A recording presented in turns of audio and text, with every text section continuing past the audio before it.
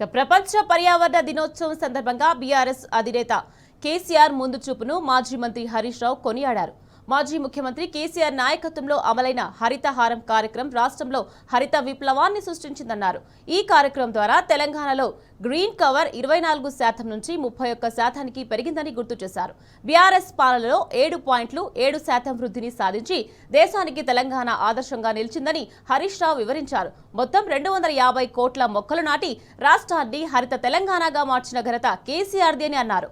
BRS ప్రభుత్వం కేవలం ఆకుపచ్చని తెలంగాణ గురించి మాట్లాడడమే కాకుండా ఆ కలను సాకారం చేశామని చెప్పారు.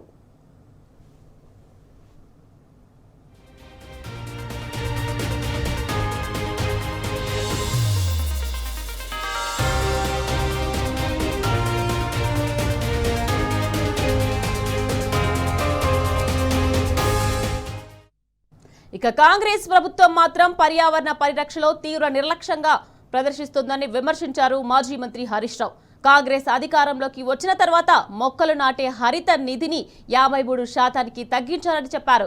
ఇక హైదరాబాద్ సెంట్రల్ యూనివర్సిటీలో చెట్లను నరికివేసి పర్యావరణానికి అక్కడి వన్యప్రాణులను తీవ్ర నష్టం కలిగించారని ఆరోపించారు. సీఎం రేవంత్ రెడ్డి నాయకత్వంలో పర్యావరణ విధ్వంసంతో పాటు పాలనలో కూడా నిర్లక్ష్యం స్పష్టంగా కనిపిస్తుందని హరీష్ రావు ఆగ్రహం వ్యక్తం చేశారు. హెచ్సీయూలోని చెట్లు రేవంత్ రెడ్డి అనాలోచిత చర్యలకు బలైపోయాయని, హెచ్సీయూలోని అటవీ ప్రాంతాన్ని వెంటనే పునరుద్ధరించాలని, ఇక ఈ విషయంలో సుప్రీంకోర్టు ఆదేశాలను ఖచ్చితంగా అమలు చేయాలని హరీష్ రావు డిమాండ్ చేశారు. పర్యావరణ పరిరక్షణ కేవలం నినాదం కాదని అది అందరి బాధ్యత అన్నారు. ఇక తెలంగాణ ప్రజల కోసం పోరాటాన్ని కొనసాగిస్తామని హరీష్ రావు స్పష్టం చేశారు.